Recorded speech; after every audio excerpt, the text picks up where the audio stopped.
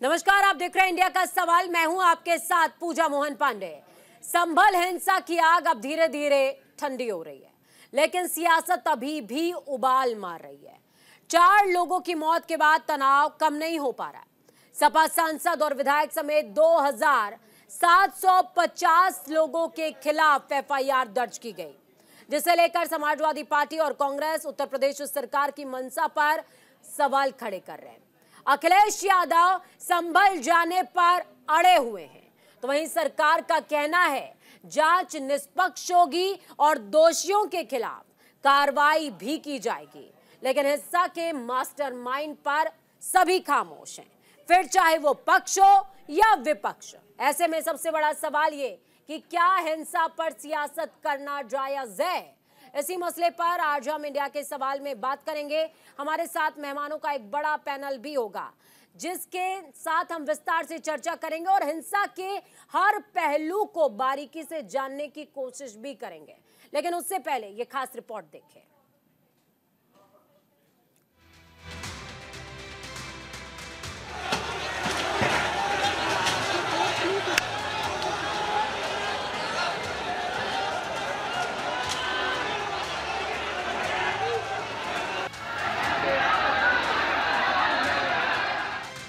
उत्तर प्रदेश के संभल के जामा मस्जिद के सर्वे को लेकर हुए बवाल के बाद सूबे की राजनीति गर्मा गई है। अब इस मामले पर सियासत शुरू हो गई है। सियासी दल लगातार इस मामले में पुलिस को कटघरे में खड़ा कर रहे हैं। समाजवादी पार्टी संभल में हुई हिंसा पर एक बार फिर उत्तर प्रदेश सरकार पर हमला बोल रही है। उन्होंने कहा कि हिंसा में कितने लोग मारे गए, लेकिन न्याय नहीं मिल पा रहा। समाजवादी पार्टी सांसद और विधायक पर झूठे मुकदमे लगाए जा रहे हैं। इतना ही नहीं, समाजवादी पार्टी प्रमुख ने कहा कि उन्हें संभल जाने से रोका जा रहा है, लेकिन वो संभल किसी भी सूरत में जरूर जाएंगे। सर्वे जब एक बार हो चुका था, फिर दोबारा सर्वे क्यों करना? और अगर दोबारा सर्वे भी करना था तो आपस में बैठ करके बातचीत की जा सकती थी। बातचीत कर करके जो बातें रह गई थी उनका दोबारा सर्वे कराया जा सकता था। सर्वे के खिलाफ नहीं थे, लेकिन जिस तरह का सर्वे करते समय जो टीम के पीछे नारे लगा रहे थे, क्या उनके खिलाफ कोई कार्रवाई हुई? क्या सर्वे के साथ और सर्वे टीम के साथ बीजेपी के कार्यकर्ता थे जो भड़का रहे थे? क्या उनके पास ऊपर कार्रवाई हुई? क्या उनको गिरफ्तार किया गया? क्या उनको जेल भेज दिया गया? विपक्ष न जाए वहां पर जो लोग परेशानी और तकलीफ में हैं, उनकी बात न सुन पाए, इसलिए इंटरनेट बंद है, वहां पर कोई जा नहीं सकता है। हमारे दो लीडर ऑपोजिशन हैं, दोनों हाउस के, दोनों जाना चाहते हैं आज, लेकिन दोनों को जाने की परमिशन नहीं दे रहे हैं। अगर यहाँ से चल दें, मान लीजिए अभी गेट बंद कर देंगे, हमारे सभी सांसद चाहते हैं कि हम जाएं आज संभल। अगर हम संभल जाने के कहेंगे तो कहेंगे संविधान नहीं मानते, कानून नहीं मानते, सरकार का नहीं मानते। तो ये भारतीय जनता पार्टी के वो लोग हैं जो मन विधान से चलना चाहते हैं, संविधान से नहीं। वहीं लोकसभा में नेता प्रतिपक्ष राहुल गांधी ने सुप्रीम कोर्ट से इस मामले में जल्द से जल्द हस्तक्षेप करने की मांग की है। राहुल गांधी ने सोशल मीडिया प्लेटफॉर्म एक्स पर पोस्ट करते हुए लिखा, संभल की घटना की जिम्मेदार बीजेपी सरकार है। उत्तर प्रदेश में हालिया विवाद पर राज्य सरकार का पक्षपात और जल्दबाजी भरा रवैया बेहद दुर्भाग्यपूर्ण है। हिंसा और फायरिंग में जिन्होंने अपनों को खोया है, उनके प्रति मेरी गहरी संवेदनाएं हैं। प्रशासन द्वारा बिना सभी पक्षों को सुने और असंवेदनशीलता से की गई कार्रवाई ने माहौल और बिगाड़ दिया और कई लोगों की मृत्यु का कारण बना, जिसकी सीधी जिम्मेदार भाजपा सरकार है। भाजपा का सत्ता का उपयोग हिंदू मुसलमान समाजों के बीच दरार और भेदभाव पैदा करने के लिए करना न प्रदेश के हित में है न देश के। मैं सुप्रीम कोर्ट से इस मामले में जल्द से जल्द हस्तक्षेप कर न्याय करने का अनुरोध करता हूं। मेरी अपील है कि शांति और आपसी सौहार्द बनाए रखें। हम सबको एक साथ जुड़कर यह सुनिश्चित करना है कि भारत सांप्रदायिकता और नफरत नहीं, एकता और संविधान के रास्ते पर आगे बढ़े। जबकि समाजवादी पार्टी सांसद डिंपल यादव ने योगी सरकार को संविधान दिवस पर घेरा। उन्होंने कहा कि हम चाहते हैं कि रोज संविधान दिवस की तरह मनाया जाए, जिस तरह की घटनाएं संभल में हुई, क्योंकि बीजेपी चाहती थी कि कहीं न कहीं इस तरह की हिंसा हो। सही मायने में अगर देखें तो लोगों को प्रताड़ित किया जा रहा है और लगातार लोगों को प्रताड़ित कर रहे हैं संभल में, और गलत मुकदमे लगा के जहां 800 लोगों पे एफआईआर हुई है, वहीं जहां हमारे एमपी मौजूद भी नहीं थे घटना के समय, वह बेंगलोर में थे, तो उनका भी नाम जब्त किया गया है। तो कहीं ना कहीं प्रशासन की पूरी मिली जुली संगठन के माध्यम से इस घटना को अंजाम दिया गया है।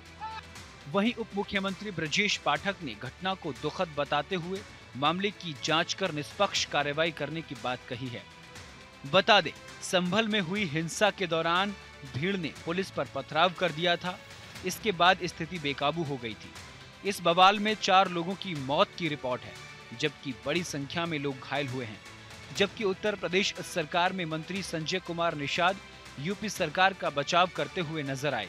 उन्होंने कहा कि सीएम योगी आदित्यनाथ के नेतृत्व में सर्वोत्तम सरकार है, ऐसे में उत्तर प्रदेश में अपराधियों की जगह नहीं है। हमने कहा कि निष्पक्ष कार्रवाई होगी, जो भी दोषी होगा उसके खिलाफ कार्रवाई होगी और सभी को न्याय मिलेगा, जो भी पीड़ित है उनको न्याय मिलेगा। कुछ लोग सुनियोजित ढंग से सरकार को बदनाम करने के लिए जनता में अस्थिरता पैदा, प्रदेश को, देश सब सर्वोत्तम प्रदेश बन रहा है योगी जी के नेतृत्व में, मोदी जी के नेतृत्व में देश है। अब यहाँ अपराधियों का, दहशतगर्दों की जगह नहीं है। ऐसे लोग चिन्हित किए जाएंगे और निश्चित रूप से कार्रवाई होगी। ये भारत भारतीयों का, भारतीय संस्कृति है और सभी जाति, सभी धर्म लोग तालमेल मिला।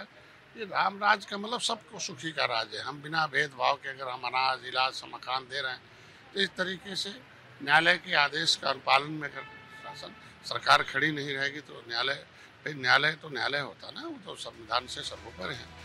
तमाम सियासत के बीच संभल में हर तरफ खामोशी है। रविवार को हुई हिंसक घटना के बाद स्कूल कॉलेज बंद हैं, इंटरनेट सेवा ठप है, लोगों में खौफ का माहौल है, पुलिस हर तरफ तैनात है। 2750 लोगों पर एफआईआर दर्ज की गई है। ड्रोन से उपद्रव करने वालों पर नजर रखी जा रही है ताकि कोई दोबारा हिंसा ना फैला सके। इतना ही नहीं, सियासतदानों ने संभल एंट्री पर बैन लगा दिया, लेकिन सियासत ऑन है। न्यूज इंडिया के लिए भानु प्रकाश की रिपोर्ट। तो देखिए, लगातार हम जिक्र इसी बात का कर रहे हैं कि किस तरीके से संभल हिंसा में अलग अलग पहलू अब निकलकर सामने आ रहे हैं। चलिए मेहमानों से आपका तारुफ कराते हैं। हमारे साथ मेहमानों का लंबा पैनल मौजूद है। आलोक वर्मा जी हैं बीजेपी से, बहुत स्वागत है सर आपका। विष्णु विनोदम महाराज हमारे साथ में जुड़े हुए हैं, बहुत स्वागत है सर आपका। हिंदू धर्म गुरु हैं आप। हाजी नाजिम खान जी हमारे साथ में जुड़े हुए हैं, मुस्लिम स्कॉलर, बहुत स्वागत है नाजिम जी आपका भी। साध्वी आराध्या नंदन सरस्वती हिंदू धर्म गुरु हमारे साथ में जुड़ेंगे। यश भारती जी हैं समाजवादी पार्टी से, यश जी बहुत स्वागत है। वैभव कुमार त्रिपाठी जी कांग्रेस से हमारे साथ स्टूडियो में मौजूद हैं। वैभव जी बहुत स्वागत है आपका। स्वागत के साथ सवालों की शुरुआत करूं उससे पहले एक निवेदन सभी मेहमानों से। इस डिबेट को अगर हम हिंदू मुस्लिम रंग ना दे करके एक सुगत और सफल चर्चा बनाने की तरफ आगे बढ़ें तो शायद कुछ दिशा और दशा बदल पाए। और चैनल्स पे आप देख रहे हैं हिंदू मुसलमान करके सब लड़ रहे हैं, लड़ा रहे हैं, धरातल पर भी सर वही हो रहा है, लेकिन यहां ना हो तो ज्यादा अच्छा है। कोशिश होगी कि कौन सा पहलू कहां गलत रह गया, कहां कमी रह गई, उसको समझेंगे। शुरुआत नाजिम जी मैं आपके साथ में करना चाहूंगी। नाजिम जी, सबसे पहले बहुत बड़ा अफसोस है, 4 लोग जिनकी जान चली गई उनको अधिकार मिलना चाहिए, लेकिन आज कहानी में एक बड़ा ट्विस्ट आया है तुर्क वर्सेस पठान का। ये क्या कहानी है, थोड़ा सा एक बार आप क्लियर करने की कोशिश कीजिएगा। पूजा जी, देखिए जिस तरीके से यहाँ संभल के अंदर देखिए बड़ी दुखदायी घटना, ऐसी घटना नहीं होनी चाहिए। देखिए मैं हाथ जोड़कर संभल की सम्मानित जनता से अपील करना चाहता हूँ कि सौहार्द बनाए रहे, शांति बनाए रखें। ये संभल आपका अपना है, ये मुल्क आपका अपना है। अफवाह से बचे, क्योंकि जो अफवाह वहाँ पर फैली थी उसी अफवाह के कारण कहीं ना कहीं 5 लोगों की वहाँ पर मृत्यु हुई है। देखिए मुझे बड़ा दुख है कि वहाँ पर 5 लोगों की जो मौत का जो हुई है उसका आखिर जिम्मेदार कौन है? ये शासन है, प्रशासन है, या वहाँ पर वो जो अफवाह थी वो है? तो देखिए एक जांच का विषय है। लेकिन मैं एक बात ये कहना चाहता हूँ कि जिस तरीके से संभल के अंदर जो घटना घटी गई है, यहाँ पर जिस तरीके से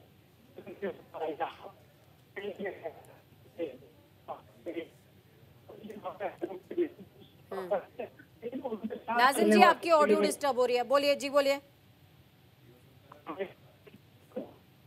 चलिए, मैं आपके पास दोबारा आऊंगी, आपकी ऑडियो थोड़ी सी डिस्टर्ब हो रही है। आलोक वर्मा जी, मैं आपके पास आऊंगी। इस पहलू को लेकर के क्या कहेंगे सर? विपक्ष लगातार बीजेपी पर आरोप लगा रहा था, बीजेपी लगातार विपक्ष पर आरोप लगा रही थी, लेकिन इस बीच एफआईआर की कॉपी, ड्रोन के शॉट्स और एक नई कहानी सामने आती है, पठान वर्सेस तुर्क के बीच की जो जंग है वो। थोड़ा थमिए, थोड़ा रुकिए, सब कुछ सामने आ जाएगा। एक बड़ी साजिश का हिस्सा है जो कुछ वहां संभल में दिखाई पड़ा। जिस तरीके की तस्वीरें निकल करके मीडिया के जरिए आई, सोशल मीडिया के जरिए आई, जिस तरीके से सड़कों को जो है पत्थरों से पाट दिया गया, जिस तरीके से नालियों में गोलियां मिली हैं और वो गोलियां कट्टों में इस्तेमाल होती हैं, और जिस तरीके की तैयारी है, सुबह सुबह अर्ली इन द मॉर्निंग करीब 7 बजे ये सर्वे शुरू हुआ था और अगले एक घंटे के भीतर हजारों लोग वहां पर पहुंच गए। तो जाहिर सी बात है, इतना आसान नहीं है। उत्तर प्रदेश में सर्दी का पूरा माहौल है, लोग अपने घरों में उस समय सो रहे होते हैं जब 1000 लोगों को वहां पर जुटा लिया गया।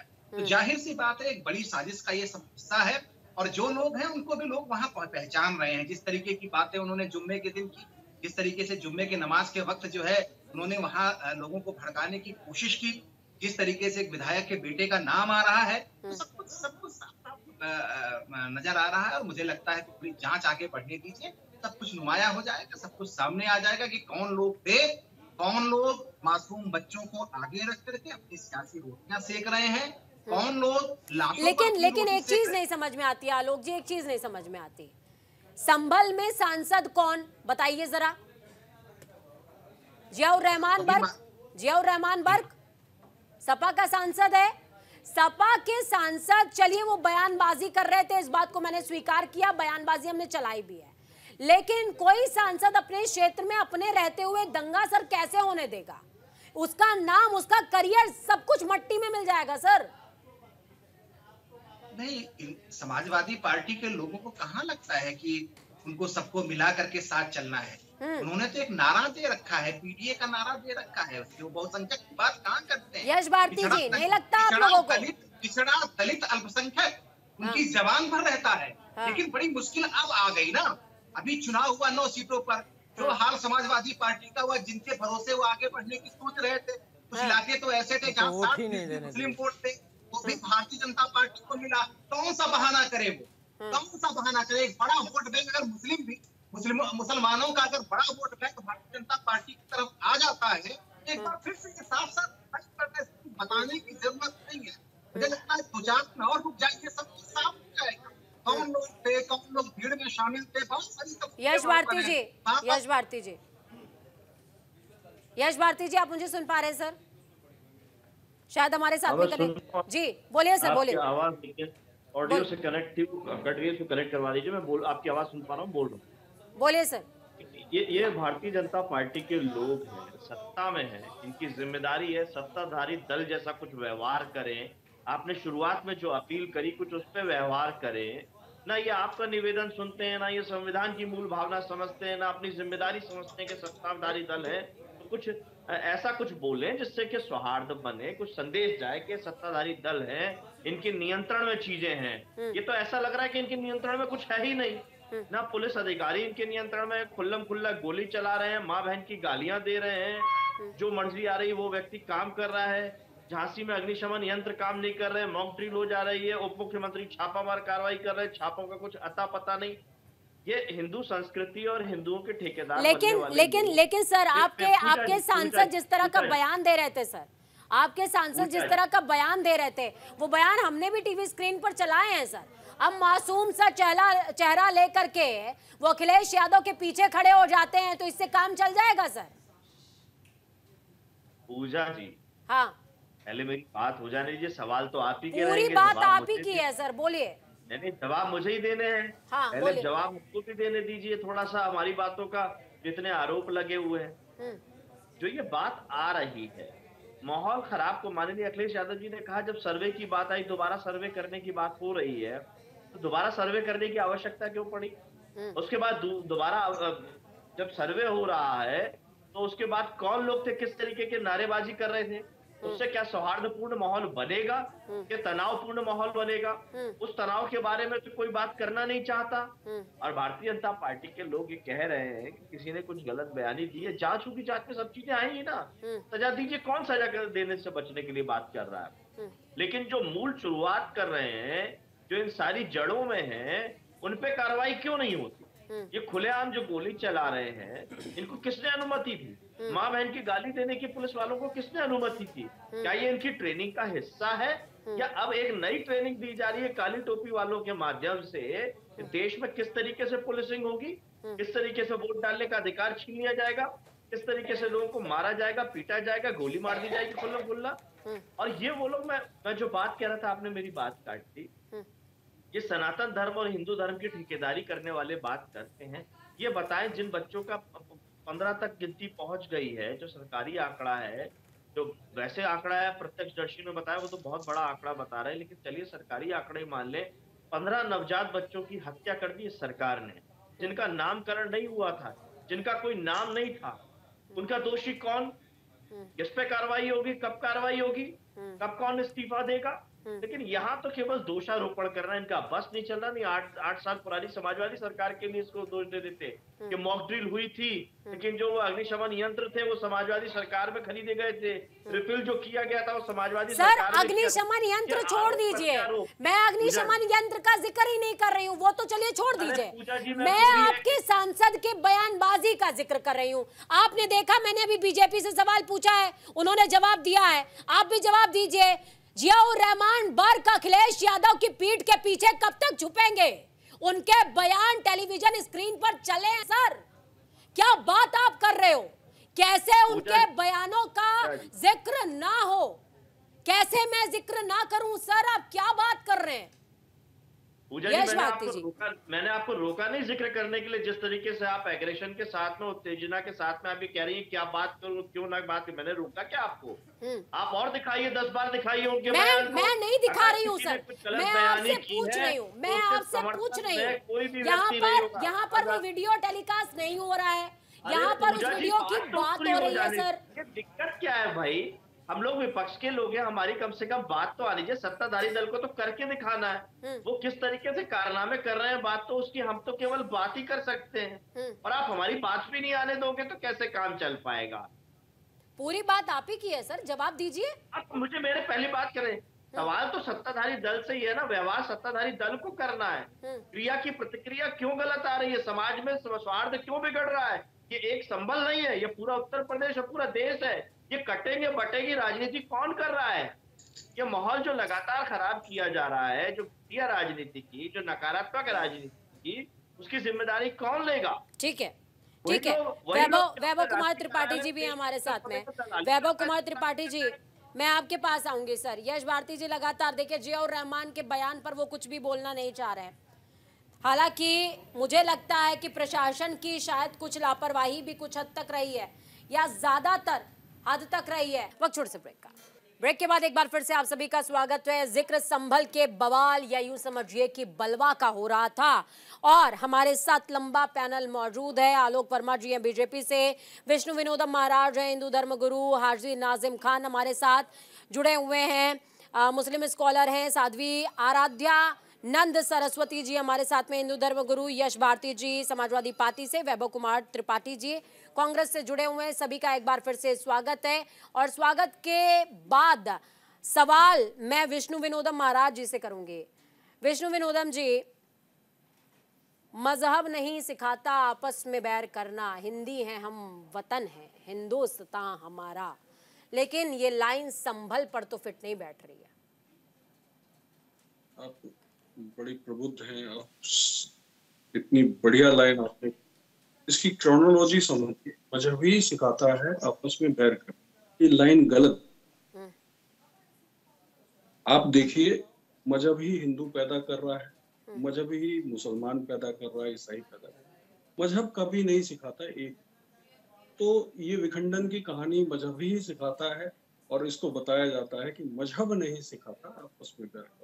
एक्चुअली में मजहबी से ज्यादा आध्यात्मिक होना चाहिए, उसमें कहीं ना कहीं एकता मिलती है। और ये जो हो रहा है, ये तो समय कहीं ना कहीं अब होना भी है। कल की अवतार का अभी आह्वान भी किया गया, संबल में ही हुआ है। आचार्य प्रमोद कृष्णम और खुद मोदी जी उस प्रोग्राम में थे। तो जिस प्रकार इस धर्म में इस वक्त हलचल चल रही है, पूरा आप वर्ल्ड में देखेंगे कहीं ना कहीं धर्म के नाम पे एक बहुत बड़ा विस्फोट होता हुआ दिखाई दे रहा है। तो हमारे हिसाब से तीसरा और आखिरी युद्ध धर्म के ऊपर ही लड़ा जाएगा और वो चल रहा है। ठीक है, साध्वी आराध्या जी, आपको क्या लगता है कि तीसरा और अंतिम युद्ध जो है वो धर्म के नाम पर होगा और वही चल रहा है, संभल में वही हो रहा है? देखिए, ये भविष्यवाणी करना एक बहुत जल्दी हो जाएगा क्योंकि अब अकबर जा चुके हैं, मुगल शासन ख़त्म हो चुका है। जो हमारे पास पुख्ता सबूत है, हम उसके बिहाफ पर ही ये सारी चीज़ें, ये कार्रवाई कर रहे हैं और अदालत इसके अंदर इन्वॉल्व है। ना ये हिंदू का ना इसमें कोई हिंदू और ना कोई मुस्लिम इसको जाकर इन्वेस्टिगेट नहीं कर रहे हैं। मुझे लगता है ये शांति का विषय होना चाहिए और शांति से इसका सर्वे करना चाहिए। और रही युद्ध की बात, देखिए ये युद्ध हुआ है, जो ये सर्वे हुआ है, अगर वहाँ पर शांति से काम किया जाता तो इतनी बड़ी घटना का आज अंजाम नहीं दिया जाता। क्योंकि ये जो घटना, तो मतलब आपका इशारा किसकी तरफ है? शांति से काम किसने नहीं किया? देखिए, भड़काऊ भाषण हुए हैं, इसके पीछे जो भी जिम्मेदार है, ये कहना ये जल्दबाजी होगी, इसके पीछे जो भी जिम्मेदार है उसको कड़ी से कड़ी सजा मिलनी चाहिए। क्योंकि देखिए, जान गई है लोगों की, पब्लिक इसके अंदर इन्वॉल्व हुई है। घटना का एक बहुत बड़ा ये सांबल जो है, हालांकि ये बहुत जो सांबल जो जिला है ये ऐतिहासिक है, हिंदू तौर पे ऐतिहासिक है, क्योंकि विष्णु के जो 10वें अवतार है, जो कल्कि के अवतार है, वो यहीं पैदा होंगे। तो ये हजारों वर्ष पहले लिख दिया गया है ना। और अब ये 300-400 साल पुराना जो मुगल शासन आया, इन्होंने जो मंदिर ये जो बनवाई, जो मस्जिद बनवाई है, तो उसके अगर ये सर्वे करने देते तो शायद ये आज इतना बड़ा विषय का मुद्दा नहीं बनता, है ना। तो शांति से अगर काम होता तो कोई चीज़ ऐसी नहीं होती। पहले भी तो सर्वे हुआ था 19 नवंबर को, वो भी तो शांति से हुआ था। तो अब इसमें इसको इतना मुद्दा क्यों बनाया जा रहा है? शांति से सर्वे होता, वैभव कुमार जी, शांति से सर्वे होता तो सर्वे क्यों नहीं होने दिया? क्या लगता है आपको? ये तो प्रशासन बताए कि रात्रि में वो सर्वे का काम कैसे होगा। प्रशासन बताए। आलोक वर्मा जी को स्क्रीन पर लेकर के आएगा। इंटेलिजेंस का फेल्योर है, ये प्रशासन की जिम्मेदारी है। जो कल तो बात हो रही थी कि 5 बच्चे, लेकिन 4 लोगों की जो मौत हुई है, जो आप कह रही हैं, उसका जिम्मेदार प्रशासन है, योगी सरकार है। सवाल ये है, यहाँ धर्म की बात नहीं है। हम क्या है कि मोहन भागवत जी ने 2022 जून में एक बयान दिया था, वैसे उन पे भरोसा किसी को देश को नहीं है। उन्होंने कहा था कि हर मस्जिद में हम शिवलिंग नहीं तलाशेंगे, ये कहाँ जाके खत्म होगा। लेकिन ये सरकार पीछे के दरवाजे से इसी एजेंडे को सबसे ज्यादा हवा देती है। सरकार का काम ही यही है कि हर मस्जिद के अंदर शिवलिंग ढूंढा जाए। एक बात, मैं काशी से आता हूँ तो मैं आपको बता दूं कि 40 काशी खंडोक्त देव विग्रहों को इस योगी सरकार ने काशी विश्वनाथ कॉरिडोर के नाम पे तोड़ के मिट्टी में मिला दिया, जमींदोज कर दिया।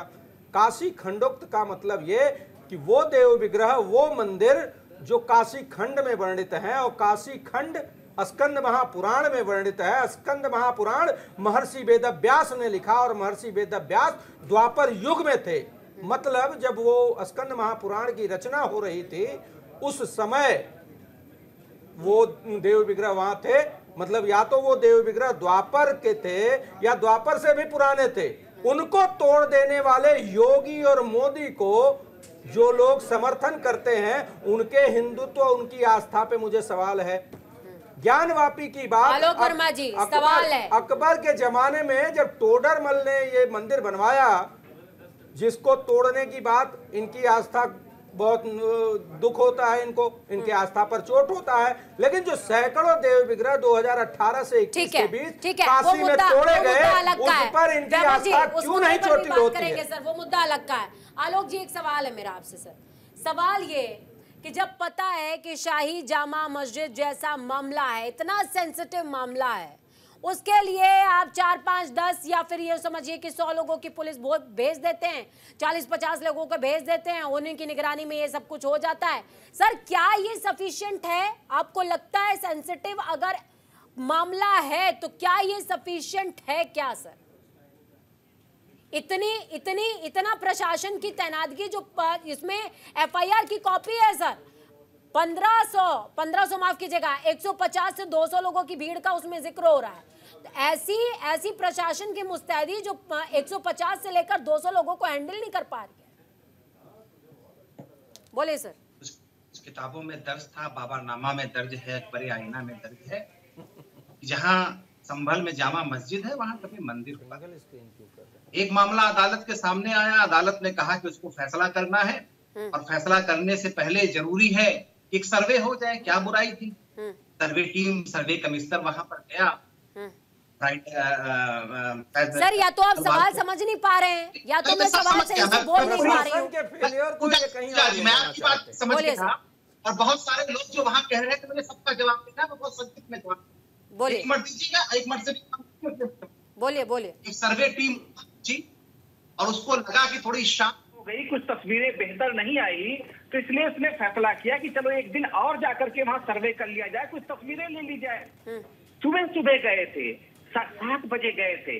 7 बजे ऐसा क्या हो जाता है? वो तो एहतियातन गए थे साहब वो वहां पर, कि ताकि 1-1.5 घंटे में वहां कुछ तस्वीरें लेकर के वो चले जाएंगे और जो वहां की एक रोजमर्रा की प्रक्रिया है नमाज करने की वो पूरी हो जाएगी। मिश्रित आबादी का शहर है। क्या आप चाहती हैं कि इस तरीके का जब कोई सर्वे कुछ होता रहे तो आसपास के पूरे इलाके में पहले सर्च करें? पूजा जी, सवाल ये है कि ये कब तक मस्जिदों में ऐसे ही सर्वे चलते रहेंगे? आपको क्या लगता है? देश तरक्की के लिए इनको सत्ता में भेजता है और ये हिंदू मुस्लिम करते हैं। गरीबों के आरक्षण को छीनने वाले योगी पूरे प्रदेश में हिंदू मुस्लिम का जो माहौल बनाना चाहते हैं, ये उन्हीं हिंदुओं का जो पिछड़े हैं, दलित, वंचित, शोषित हैं, उनके हक को लूट कर ये पर्दा डालना चाहते हैं एक हिंदू मुस्लिम के बलवे के अंदर। क्या हम ये सोच के चलते हैं कि वहाँ का सांसद और वहाँ के विधायक के सुपुत्र एक साजिश रच रहे हैं, एक दंगे की साजिश रच रहे हैं? क्या हम ये सोच करके चलते हैं? और थोड़ी बहुत जिस तरीके की एहतियाती बंदोबस्त की जरूरत होती है आमतौर पे किसी प्रक्रिया को फॉलो करने के लिए, वैसे इंतजाम वहां पर किए गए थे, लेकिन किसी को नहीं मालूम था कि 1,500-2 हजार लोग साजिश इस तरीके की दंगे भड़काने की साजिश अगर समाजवादी पार्टी के लोग करेंगे, ये कहां से है? कहां की पार्टी है? इस देश को वो आगे बढ़ते देखना चाहते हैं कि नहीं देखना चाहते? क्या वो अव्यवस्था फैलाना चाहते हैं? क्या वो नहीं चाहते कि अदालत अगर कोई आदेश दे रही है, अदालत अगर कुछ चाह रही है तो प्रशासन को अपना काम करने देना चाहिए? एक बार भी सवाल इन्होंने अपने सांसद से नहीं पूछा, एक बार भी ये सवाल उन्होंने अपने विधायक से नहीं पूछा जिसके बेटे ने वहां दंगा भड़काने की कोशिश की, वहां लोगों को भड़काने की कोशिश की। सर एक बात बताइए मुझे आलोक जी, ये सवाल मैंने तो पूछा है यश भारती जी से और यही सवाल मैं आपसे पूछ रही हूँ। कोई सांसद आपके क्षेत्र में, आपके प्रदेश में बैठ करके लगातार जहां पर जामा मस्जिद जैसी आप सर्वे करवा रहे हो वहां पर वो भड़काऊ भाषण दे रहा है, उसके बावजूद आप प्रशासन की व्यवस्था नहीं करते? आप कह रहे हैं कि जिम्मेदारी किसकी होनी चाहिए? घर घर जाकर देखेंगे क्या? क्या बात आप कर रहे हो सर? क्या बात आप कर रहे हो? अयोध्या में मंदिर का काम चल रहा था, अयोध्या में मंदिर का काम चल रहा था सर, एहतियात बरता गया कि नहीं बरता गया? वाराणसी में चल रहा था, एहतियात बरता गया कि नहीं बरता गया? वहां पर दंगे क्यों नहीं हुए सर? संभल में क्यों हो रहा है? जिस एरिया में जामा मस्जिद था उसके आसपास एहतियाती बंदोबस्त किए गए थे, लेकिन आप क्या चाह रही हैं? सुन लीजिए पूरी बात, आपकी बात मैं समझ गया। हाँ। क्या आप चाह रही हैं कि पूरे संभल को जगह जगह बैरिकेडिंग करके पूरे संभल के को जाम कर दिया जाता, किसी भी आदमी को उस इलाके में जाने न दिया जाता? अरे आपने यही किया है, आपने वहाँ सभी को जाने का प्रतिबंध लगाया है। आलोक वर्मा जी, आप कह रहे हैं बैरिकेडिंग लगाकर जाम कर दिया जाता, मैं कह रही हूँ हाँ संभल को जाम कर दिया जाता। कम से कम ये 4 जिंदगियां 2750 FIR तो सर, क्या बात आप कर रहे हैं? आलोक जी, बैरिकेडिंग का खर्चा ज्यादा आ जाता, इस बात का जिक्र कर रहे हैं? 2000 लोगों को भड़काने का काम किसने किया? अगर हर सर्वे में जितनी दोषी खादी है उतनी दोषी खाकी भी है सर, इस बात को मान लीजिए। जितनी दोषी खादी है। यश भारती से लगातार सवाल पूछ रही हूं कि भड़काऊ भाषण सांसद दे रहा था और मासूम से किसी पपी की तरह फेस बना करके अखिलेश यादव के पीठ के पीछे खड़े हो गए। वो जाकर क्यों खड़े हो गए वहां पर? वो जवाब क्यों नहीं लिया जा रहा है अखिलेश यादव से, अपने सांसद से? वो सवाल उनसे भी पूछ रही हूं और आपसे भी कह रही हूं। बैरिकेडिंग अगर लगने थे तो लग जाते, वो 4 घर ना उजड़ते सर। मिठाई बनाता था नईम, 4 बच्चे हैं उसके, पूरा परिवार अनाथ हो गया है। कौन जिम्मेदारी लेगा? बोलिए। देखिए, मैंने शुरुआत में ही कहा था, जो भी नियमानुसार काम नहीं कर रहा उस पर कार्रवाई करनी चाहिए। समाजवादी पार्टी किसी भी इस तरीके गैर कानूनी काम करने वाले के पक्ष में नहीं खड़ी होती, कभी भी नहीं खड़ी। लेकिन जिस तरीके से के लिए आप यही चीज कहते हैं। आपको उस पुलिस अधिकारी का बयान सुना, वो कह रहा है कि हम पुलिस में भर्ती के लिए भर्ती नहीं होते हैं। पुलिस का काम क्या है? बेटर इंटेलिजेंस होता है। इंटेलिजेंस के माध्यम से घटना होने से पहले और जनप्रतिनिधि का काम क्या होता है? यश भारती जी, जनप्रतिनिधि का काम क्या होता है? पूजा जी सुनिए ना, साथ में टीम साथ में जो नारेबाजी कर रहे थे, जनप्रतिनिधि का काम होता है जनता के बीच में जाए और कहे सर्वे करने का अधिकार न्यायपालिका को किसने दिया? 1 घंटे में सर्वे कौन करवाता है? ये काम होता है जनप्रतिनिधि का।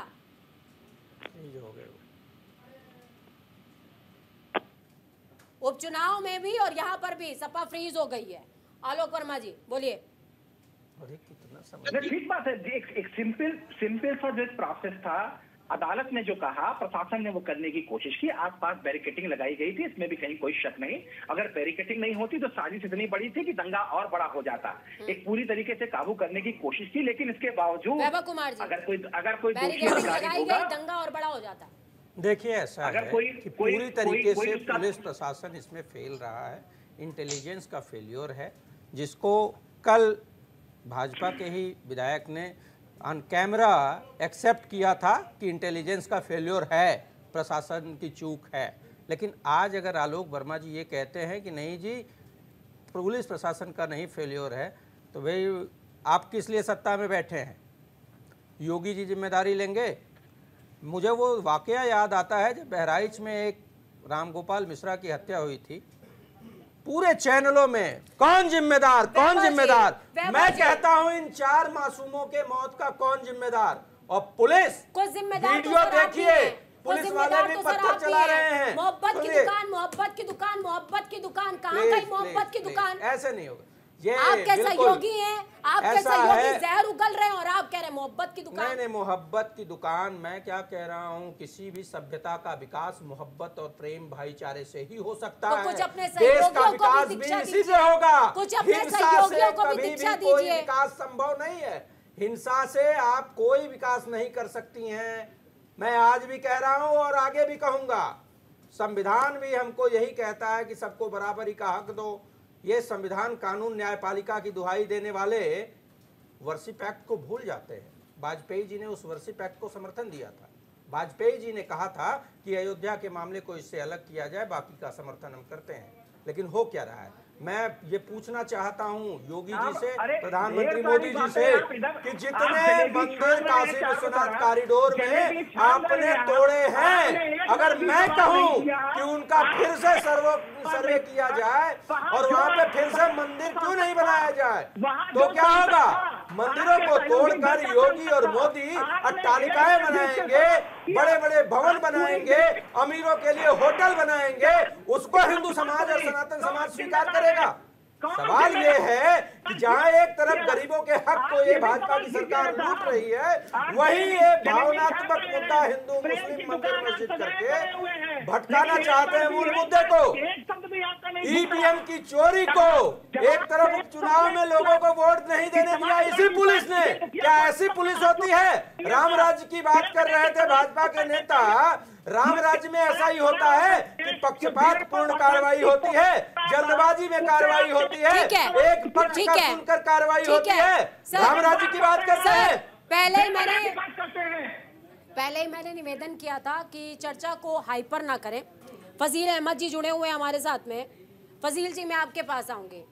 सर, बहुत बड़ी जिम्मेदारी हो जाती है, सवाल है मेरा, बहुत बड़ी जिम्मेदारी हो जाती है जब क्षेत्र में इस तरीके की कोई घटना घटित हो रही हो, सर्वे हो, मंदिर से संबंधित या मस्जिद से संबंधित कुछ भी हो, तो धर्म गुरुओं की जिम्मेदारी इस लिहाज से बहुत बड़ी हो जाती है कि कम से कम उस समय पर मार्गदर्शन करें समाज का, अपने समुदाय का, और उनको धैर्य दें।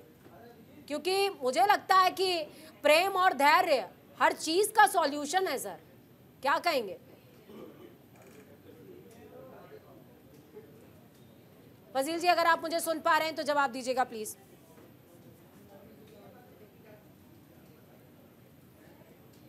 हाजी नाजिम जी जुड़ गए हमारे साथ में। नाजिम जी, आप मुझे सुन पा रहे हैं सर?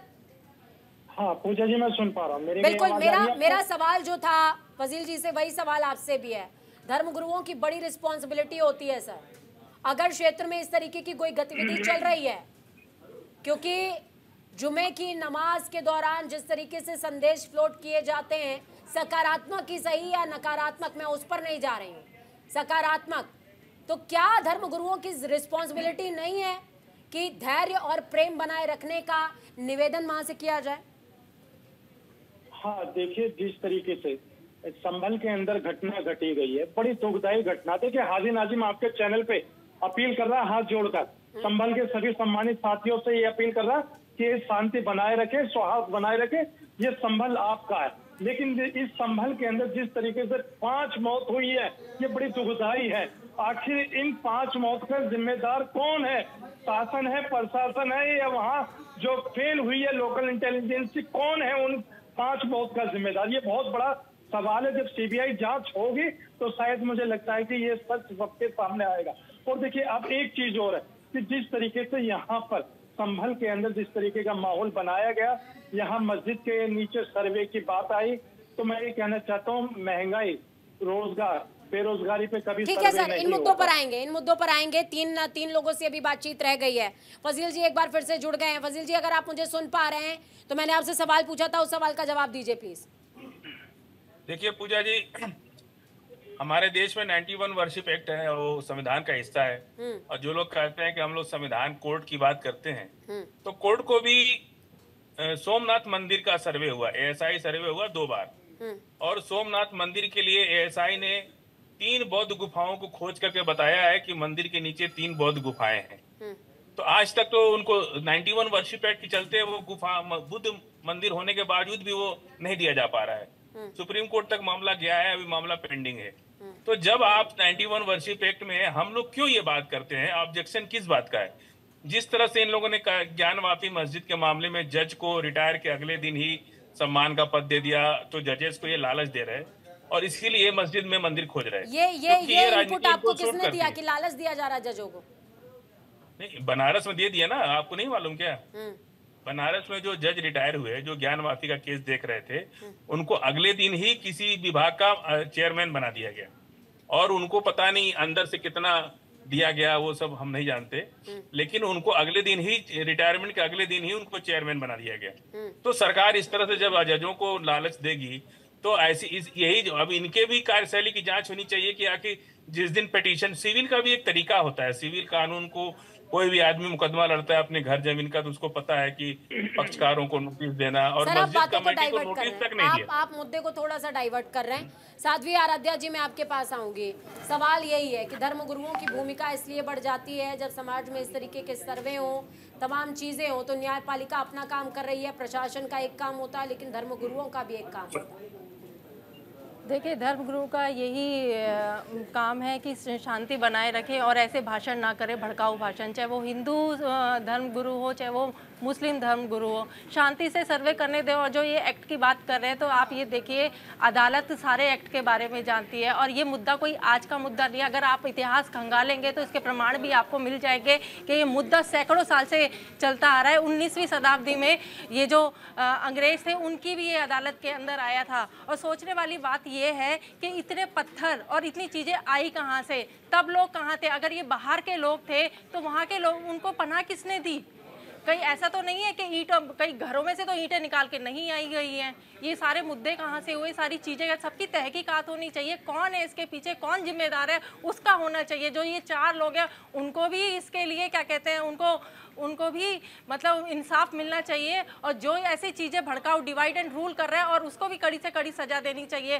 शांति की अपील करने, आप शांति से काम करने देते हैं, आप एक एक्ट के आगे आप अदालत से तो ऊपर नहीं आ सकते ना। सो मैनी एक्ट्स हैं, आप किस किस की बात करेंगे? आप एक बात बताइए। और ये मुद्दे बहुत सेंसिटिव मुद्दे हैं। ये कल की अवतार के हैं, ये हमारे विष्णु 10वें अवतार के। ये सांबल बहुत सेंसिटिव एरिया है, इस पे शांति बनाए रखनी होगी, शांति से काम करने दीजिए। अब शासन चला मुगल ने मंदिर छोड़ के, मतलब मंदिर तोड़ के मस्जिद बनवा दी। अब मुगल आए, मुगल चले गए, प्रमाण मिले, उस पर इन्वेस्टिगेट होने दीजिए, शांति से काम कीजिए। जो वहाँ पर निकलेगा वो सबके सामने होगा। छुप के तो कुछ काम हो नहीं रहा है वहाँ पर, तो आप शांति से काम क्यों नहीं करने दे रहे हैं? क्यों इतने, अब ये जो हिंसा हुई है? पूजा जी, मैं इस पर जवाब देना चाहता हूँ। फजील जी बोले।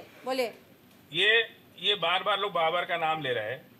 बाबर के ही पोतरे थे अकबर, और अकबर के लिए इन्होंने 108 उपनिषद है इनका। उस एक उपनिषद का नाम है अल्लो उपनिषद। उस उपनिषद में इन लोगों ने बाबर को महान कहा है कि बाबर इतना महान राजा है, हमें उसकी पूजा करनी चाहिए। ऐसा पूरा उपनिषद इनके बहादुरी से लिखा है। प्रमाण दीजिए, प्रमाण दीजिए। पढ़ लीजिए ना। अभी ऐसा बाबर ने कुछ ऐसा करा ही नहीं है। 400 साल, अब कोई 400 साल आएगा और क्या कहते हैं, राज्य करेगा। उसके बाद ये थोड़ा, ऐसे तो मुगल सम्राट ने भी किया था, मौर्य ने भी किया था, तुगलक ने भी किया था। आप क्या बात कर रहे हैं? जहांगीर भी आए हैं। ऐसा थोड़ी ना है कि ये जो क्या कहते हैं अशोक सम्राट है वो भी आए हैं। आप हमेशा कि मुद्दे को दूसरी तरफ क्यों लेकर जा रहे हैं? टॉपिक इज कि ये जो है शांति से काम होने दीजिए, सर्वे होने दीजिए। अब किसी ने कोई शासन किया तो उसकी जगह नहीं हो जाएगी। एक बार सुन लेते हैं, साथी जी एक बार सुन लेते हैं, फजील जी को सुन लेते हैं। फजील जी बोलिए। सोमनाथ मंदिर दे दीजिए बुद्धिस्टों को। सोमनाथ मंदिर का तो सर्वे जब वहाँ पर भी अगर ऐसी बात होगी तो देखा जाएगा ना।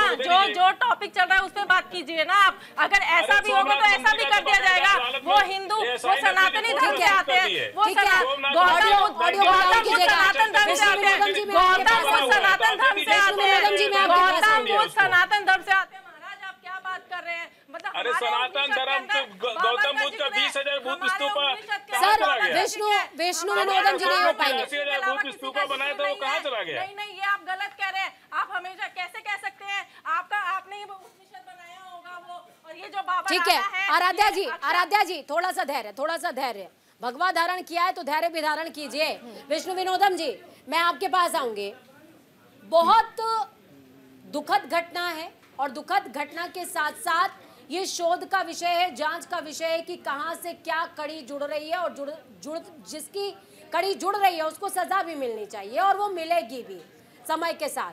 लेकिन समाज में बार बार इस तरीके की घटनाओं का घटित होना, क्या ये वाकई धर्म का, ये वाकई आस्था का, अध्यात्म का फेलियर नहीं है सर? और वो कोई भी धर्म हो सर? नहीं, धर्म को बनाया इसी देश को तोड़ने के लिए चल रहा है। ये एक अनुसार है। कभी ये लोग हम पे हुए, आज ये समय के अनुसार चल रहा है। धर्म कहीं ना कहीं युद्ध करवाता है। आप इससे पीछे भी जाएंगे तो धर्म युद्ध हुए हैं। तो आज जो हो रहा है वो भी कहीं ना कहीं धर्म युद्ध ही हो रहा है। और अब हम कहें भाईचारे की बात, तो मुझे लगता नहीं कैसा भाईचारा हो ही नहीं सकता। बोले। देखिए मुझे बड़ा खेद है, आचार्य जी कहते हैं, पिछले ही सेगमेंट में उन्होंने कहा था कि धर्म नफरत फैलाता है। सर्वे भवन्तु सुखिनः सर्वे सन्तु निरामया, आप उसको पढ़ लीजिए। कोई भी धर्म नफरत नहीं फैलाता है। और अभी आप कह रहे हैं कि धर्म युद्ध कराता ही है, धर्म युद्ध नहीं कराता है। समय नहीं है सर, समय नहीं है। मैं कंप्लीट कर लेता हूँ, मैं 10 सेकंड। लेकिन अभी साध्वी जो बैठी हैं हमारे साथ सर, समय इन्होंने ये कह दिया कि नहीं जी बौद्धों को हम दे देंगे। सर समय नहीं है, बहुत शुक्रिया आप सभी का, बहुत शुक्रिया इस चर्चा को खास और अहम बनाने के लिए। समझिए कि किस तरीके से देश की ये स्थिति बिल्कुल नहीं आनी चाहिए और होनी नहीं चाहिए कि खास सड़कें बंद हैं सारी मरम्मत के लिए। ये हमारे दौर की सबसे बड़ी पहचान है। कल नुमाइश में मिला था चीथड़े पहने हुए, मैंने पूछा नाम तो बोला कि हिंदुस्तान है। ये नहीं होना चाहिए। निवेदन है।